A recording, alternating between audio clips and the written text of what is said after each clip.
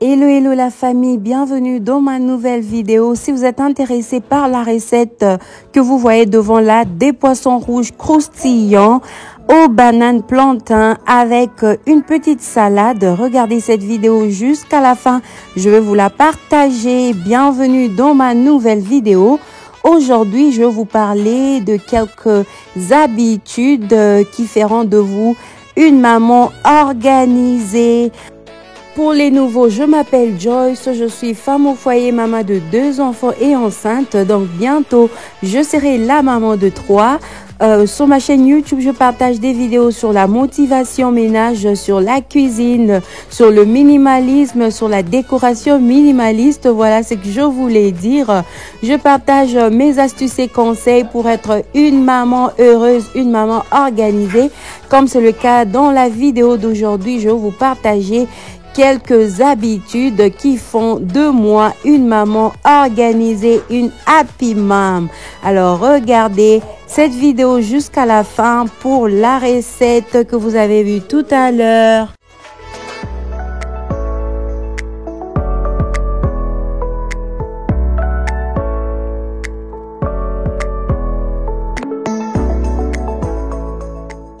Le premier point, j'ai nommé ça priorité ou prioriser.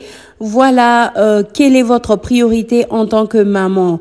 Moi, pour être une femme organisée au foyer, j'ai compris que la priorité était très importante pour avoir une maison propre, une maison calme, une maison organisée, avoir du temps avec mes enfants, avoir du temps pour mon mari. Donc, j'ai défini mes priorités comme par exemple, par jour, j'ai l'obligation de réaliser au moins 3 choses à la maison.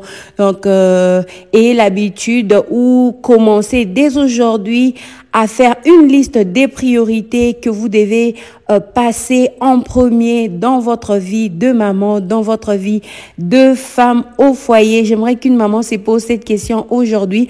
Quand tu te réveilles le matin, c'est quoi tes priorités? Parce que c'est très, très important. Moi, avant de passer à la distraction, avant de passer du temps au téléphone, avant de consommer beaucoup de minutes sur les réseaux sociaux avec des amis ou à la télévision, je m'assure que mes obligations en tant que femme, mes obligations en tant que maman pour mes enfants ont été remplies et je me sens plus à l'aise à passer à la distraction ou à passer à autre chose. Je ne peux pas laisser mes enfants sales et être là à rire sur les réseaux sociaux. Je ne peux pas laisser mes enfants affamés et à passer tout le temps devant mon téléphone. C'est pas possible. Donc la priorité, c'est d'abord mes enfants, c'est d'abord ma maison, c'est mon mari et tout le reste vient après. Donc être une maman organisée implique la discipline de définir l'ordre de priorité. Parfois, il m'arrive d'être à la cuisine tout en parlant avec des copines au téléphone. Je peux être en train de regarder YouTube tout en m'occupant de ma famille. Donc, je garde l'œil sur ce qu'on appelle priorité. Donc, notez dans votre carnet les mamans qui est priorisé, c'est le point number 1 pour être une maman happy, une maman organisée avec une maison calme, une maison propre.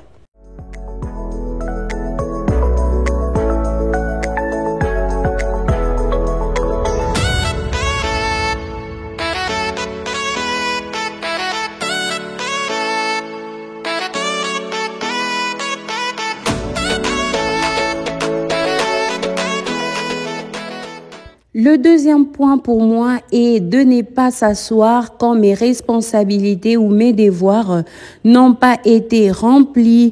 Donc, je ne peux pas me permettre de m'asseoir, à moins que je sois malade, bien sûr. Quand c'est un problème de santé, c'est différent. Mais quand je suis en forme, en pleine forme, je ne peux pas m'asseoir quand l'évier est rempli des assiettes. Je ne peux pas m'asseoir quand mon lit n'est pas fait, quand la chambre des enfants est en désordre, quand la poubelle n'est pas vidée. C'est juste impossible. Parce que si vous suivez les caprices du corps, quand vous êtes en forme, bien sûr. Quand vous êtes malade, c'est différent, je souligne encore, parce que ça peut paraître vraiment osé et vraiment bizarre. quand vous êtes en pleine forme.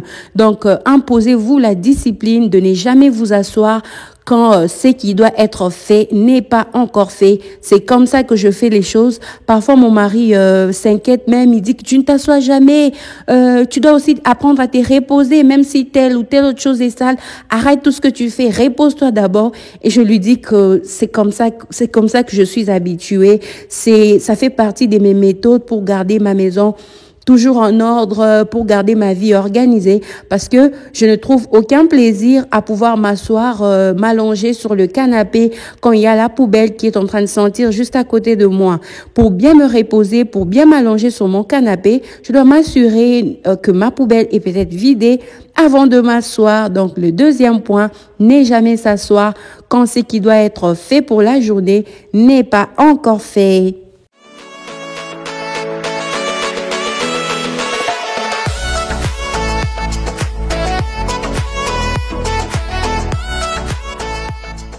Troisième point ou habitude pour moi, c'est faire une liste des obligations de la journée. Donc moi, j'ai l'habitude de noter ce que je dois faire le jour suivant à la veille. Comme ça, je vais garder l'œil sur mes devoirs et me garder occupée par rapport aux choses importantes qui doivent passer en premier pour la journée qui vient. Donc faire toujours une to-do list, c'est très important.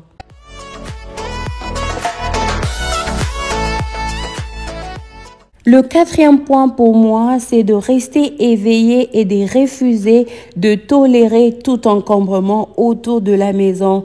L'encombrement, c'est quelque chose de très stressant pour moi. C'est horrible. Ça crie juste trop fort dans mes oreilles que je ne peux pas me sentir à l'aise à vivre dans un environnement encombré.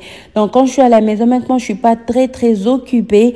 Quand je vois, par exemple, des choses jetées par-ci, par-là, si les enfants ont déjà terminé à jouer, je m'assure que je débarrasse toutes ces choses. S'ils ont fait descendre leurs jouets de la chambre à l'étage au salon, quand ils ont fini de jouer, je ne laisse pas les jouets éparpillés. Je le prends, je les fais monter.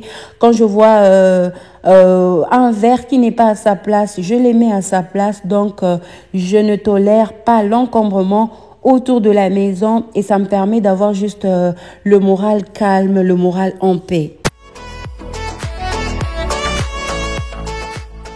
Le cinquième et dernier point aujourd'hui, comme habitude pour être une maman organisée, c'est de planifier les choses à la veille. Par exemple, assaisonner vos nourritures de la journée suivante à la veille, préparer les habits des enfants, préparer la liste de shopping pour le jour suivant. Donc, et l'habitude de préparer toujours les choses à l'avance. Nous allons passer maintenant à la recette du jour. Je crois que les astuces ou les habitudes que les 5 habitudes que j'ai partagées avec vous vont vous permettre d'ajouter un plus dans votre vie de maman organisée. Alors, devant là, j'ai le poisson rouge que j'avais déjà lavé, que j'avais déjà nettoyé. J'ai enlevé les écailles, les arêtes, tout ce dont j'ai pas besoin. Le poisson est propre et je vais vous montrer ma façon de le faire, ma façon de les frire pour que ça soit bien croustillant. J'ai commencé par couper bien mes poissons en 3 parties. Donc, vous faites comme vous voulez. Si vous voulez laisser votre poisson entier, tant mieux. Mais moi, je préfère couper en 3 parties pour que ça puisse bien cuire de l'intérieur. Voilà, je vais assaisonner mes 2 poissons. Je vais vous montrer tout ce que je vais utiliser comme ingrédient, enfin frire, voilà. Et nous allons accompagner ça avec les bananes plantains et ma petite salade des poivrons, voilà.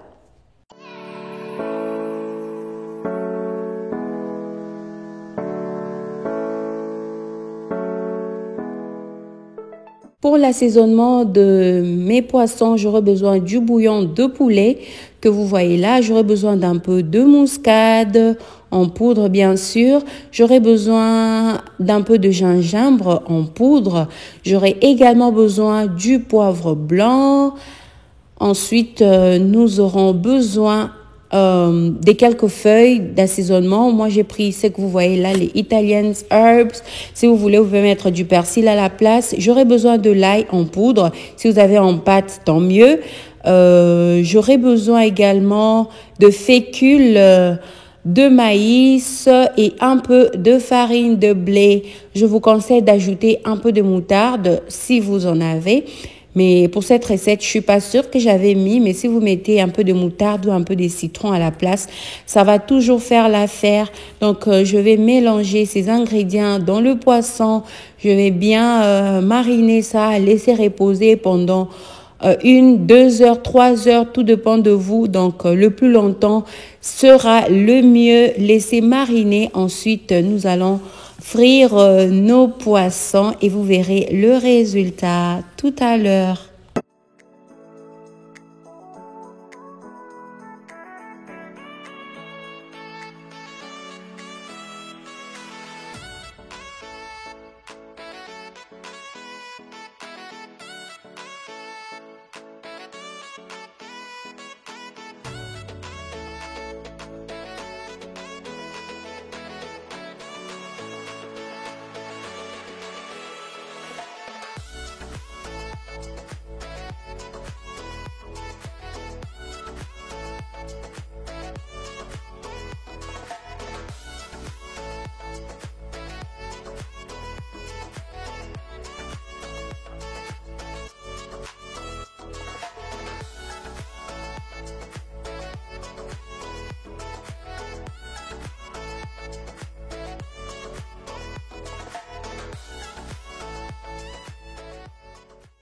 Mon astuce pour que le poisson puisse avoir une belle forme quand il y a des ouvertures au niveau du ventre, c'est d'introduire des cure-dents sur cette partie-là. Vous faites comme si vous êtes en train de coudre et ça va permettre à ce que votre poisson puisse cuire avec une belle forme sans que le ventre ne soit trop ouvert. Voilà, essayez avec les cure-dents pour fermer la partie du ventre ouverte.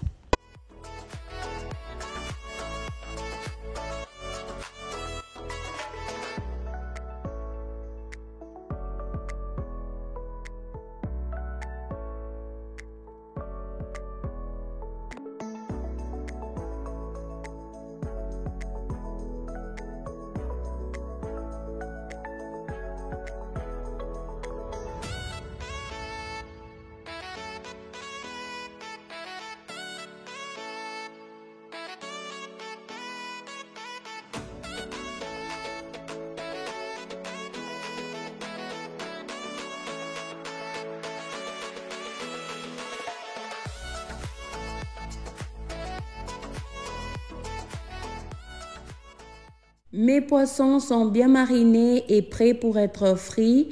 Là, je vais me préparer avec un peu de fécule de maïs que je viendrai mélanger à un peu de farine de blé et de l'ail en poudre. Si vous aimez le gingembre, à ce niveau, vous pouvez encore rajouter un peu de gingembre en poudre. Moi, je n'ai ajouté que de l'ail en poudre. Donc, fécule de maïs, farine de blé, un peu de gingembre en poudre ou de l'ail en poudre. Et vous aurez aussi besoin d'un morceau d'oignon ou de l'ail si vous en avez, que vous allez mettre dans l'huile. Voilà. Je vais mixer ma farine de blé ou fécule des maïs. Ensuite, je vais passer le poisson à l'intérieur avant de les frire. Voilà. C'est en fait cette farine qui apporte le côté croustillant au poisson.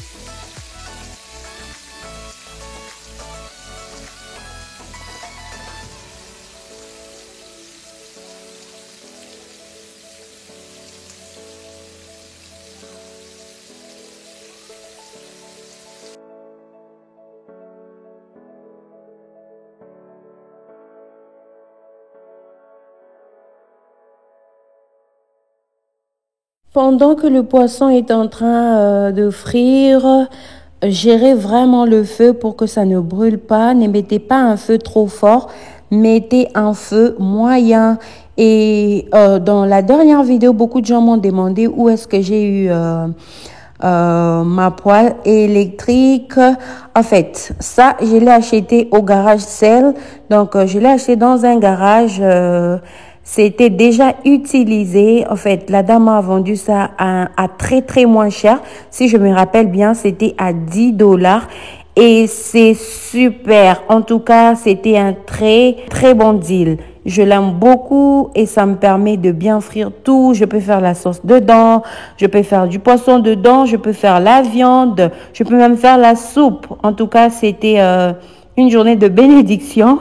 Quand j'étais passée par ce garage-là, je m'étais arrêtée. J'avais eu beaucoup de belles choses de la cuisine. Je l'avais eu, en tout cas, si je me rappelle très bien. Si c'est cher, c'était à 10 $. Je pense que le prix original doit être un peu plus haut, peut-être 50 hein, ou plus, parce que c'est gros et ça frit tout et ça fait très bien le travail. Ne vous dérangez pas pour les oignons brûlés, c'est à jeter. En fait, j'ai utilisé ça juste pour l'odeur. En fait, ça rajoute de l'odeur et du goût dans le poisson que vous êtes en train de frire. Vous pouvez utiliser même de l'ail si vous voulez. Moi, je n'avais pas l'ail, j'ai utilisé l'oignon. Mais comme c'est brûlé, c'est à jeter, mais ça a rehaussé le goût du poisson.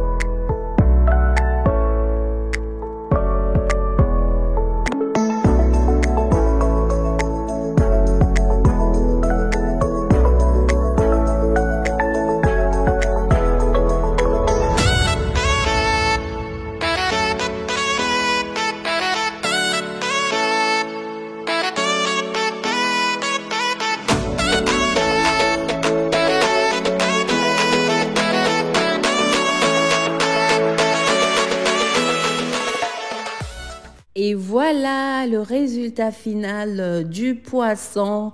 C'était vraiment bon. C'était cuit de l'extérieur et de l'intérieur. La peau, elle était croustillante et j'ai vraiment aimé. J'ai préféré accompagner ça avec les bananes plantains frits et une petite salade crue. Voilà, juste les poivrons. J'ai mélangé 4 couleurs vertes, orange, rouge et jaune, un peu d'oignon et un peu du persil. Donc parfois j'aime manger des crudités comme ça. Je crois que vous avez aimé la vidéo. Si c'est le cas, n'oubliez pas de mettre le pouce bleu. N'oubliez pas de vous abonner si ce n'est pas encore fait. Commentez comme d'habitude. Bienvenue à tous les nouveaux. Je compte vous retrouver très bientôt avec une nouvelle vidéo. Je vous fais beaucoup de gros bisous. Bon dimanche chez vous. Que Dieu vous bénisse. Bye bye et à la prochaine. Bye. Bye yo.